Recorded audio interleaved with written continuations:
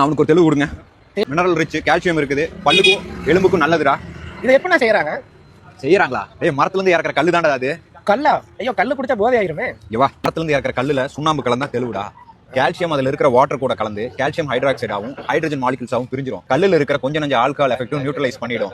அதனால குழந்தையும் கூட குடிக்கலாம், கம்ப்ளீட்லி சேஃப். கல்லு குடிச்சா உடம்பு கெடுதல் தானே? அடல்ட்ரண்ட் இருக்கிற தெளிவே உடம்புக்கு அவ்வளவு நல்லதுங்கிறேன். பியூரஸ்ட் ஃபார்ம் ஆஃப் கல்லு எப்படி உடம்புக்கு கெட்டதாக முடியும்?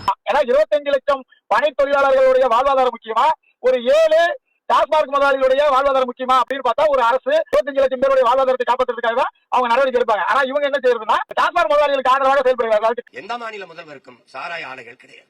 தமிழ்நாட்டை ஆண்டவர்கள் ஆண்டு கொண்டு இருப்பவர்களுக்கு சாராய ஆலைகள் கணக்கில்லாது. டாஸ்மாக் கடைகளில் விற்கிற சரக்கு இவர்கள் காய்ச்சுகிற சரக்கு.